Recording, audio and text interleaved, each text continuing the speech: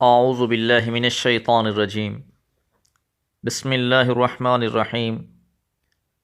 وَإِذَا تُتْلَى عَلَيْهِمْ آيَاتُنَا بَيِّنَاتٍ قَالَ الَّذِينَ كَفَرُوا لِلَّذِينَ آمَنُوا أَيُّ الْفَرِيقَيْنِ خَيْرٌ مَقَامًا وَأَحْسَنُ نَدِيًّا وَكَمْ أَهْلَكْنَا قَبْلَهُمْ مِنْ قَرْنٍ هُمْ أَحْسَنُ أَثَاثًا وَرِئْيًا قُلْ مَنْ كَانَ فِي الضَّلَالَةِ فَلْيَمْدُدْ لَهُ الرَّحْمَنُ مَدًّا حتى إذا رأوا ما يوعدون إما العذاب وإما الساعة فسيعلمون من هو شر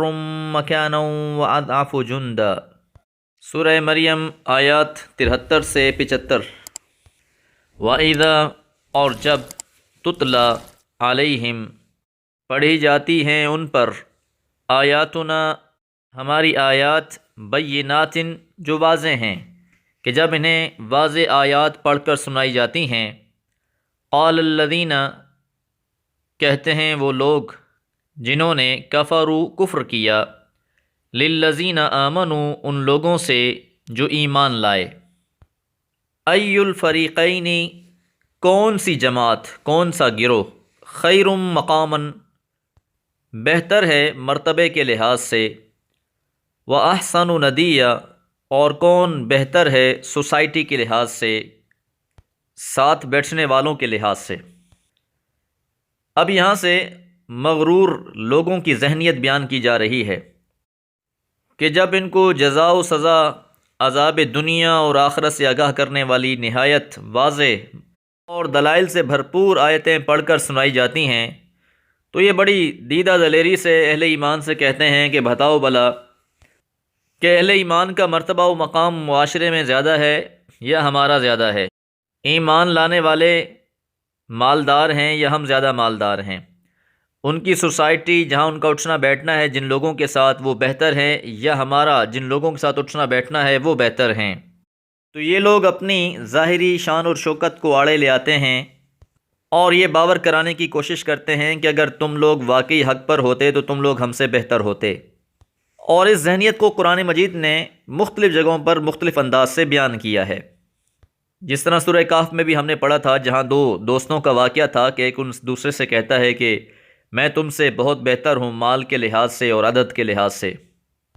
تو اللہ تعالیٰ نے جواب دیا وَكَمْ أَهْلَكْنَا اور کتنوں کو ہی ہم نے ہلاک کر دیا، قبلہم ان سے پہلے بھی، من قرن قوموں میں سے، ہم احسن اثاثا وہ بہت بہتر تھے ساز و سامان کے لحاظ سے، ورعیا اور شان و شوکت کے لحاظ سے، کہ اہل مکہ کی اتنی پہنچ ہی نہیں ہے جتنی پہنچ، جتنی شان و شوکت اور عظمت ان لوگوں کی تھی جو ان سے پہلے گزر چکے ہیں۔ تو ان لوگوں کی بھی شان و شوکت اور ظاہری عظمت ان کو ایمان لانے سے روکتی رہی اور بالآخر ایسی قومیں ہلاک کر دی گئیں۔ قل اے محمد صلی اللہ علیہ وسلم کہہ دیجئے، من کان فی الضلالۃ کہ جو بھی ہو گمراہی میں، جو بھی ہو بھٹکا ہوا، فلیمدد لہ الرحمن مدا تو پس شان یہ ہے کہ اللہ تعالیٰ اس کی رسی کو مزید ڈھیلا کر دیتا ہے، فلیمدد لہ الرحمن تو پس بڑھا دیتا ہے اس کے لیے رحمان مدا ڈھیل کو۔ تو ایسے لوگوں کو اللہ تعالیٰ کی طرف سے ڈھیل مل رہی ہوتی ہے، یہ اللہ تعالیٰ کی سنت ہے، اور یہ لوگ اپنی برتری کے زوم میں، گمان میں اور ڈرانے والوں کا مذاق اڑاتے اڑاتے اس جگہ پر جا پہنچتے ہیں جہاں سے پھر واپسی کی کوئی امید باقی نہیں رہتی۔ اور وہ جگہ کیا ہے؟ حتیٰ اذا راؤ یہاں تک کہ وہ دیکھ لیتے ہیں، ما یوعدون جس کا ان سے وعدہ کیا گیا ہے، اما العذاب یا تو عذاب، و اما الساعہ یا پھر قیامت، کہ یا تو دنیا میں ہی ان پر اللہ تعالیٰ کا ایسا عذاب آ جاتا ہے کہ وہ پکڑ لیے جاتے ہیں، وہ ہلاک کر دیے جاتے ہیں، یا اگر کسی کو اس دنیا میں مہلت مل بھی گئی ہو تو بالآخر اس کا آخرت میں انجام بہت برا ہونے والا ہے۔ اور جب قیامت کے دن یہ لوگ اٹھائے جائیں گے، فَسَيَعْلَمُونَ تو پس یہ جان جائیں گے، من ہوا شر مکانہ کہ کون ہے مرتبے کے لحاظ سے برا، کون ہے بدترین درجے پر، وَأَضْعَفُ جُنْدًا اور کون ہے کمزور اپنے حمایتیوں کے لحاظ سے۔ کہ تو اس دنیا میں تو ان کو بڑا ناز ہے، گمان ہے اپنے مرتبے اور مقام پر بھی، اور اپنے لاہ و لشکر پر بھی، اپنے حواریوں پر بھی، لیکن روز قیامت ان کا ٹھکانہ جہنم ہوگا، اور اس سے بدتر مقام اور کیا ہو سکتا ہے۔ اور جن کی آج ان کو آس امید ہے وہی ان پر ملامت کر رہے ہوں گے، وہی ان سے بری ذمہ ہو رہے ہوں گے، پھر ان کے پاس کچھ بھی باقی نہ بچے گا۔ دعا ہے اللہ تعالیٰ اس دنیا کی حقیقت ہم پر آشکار کر دے۔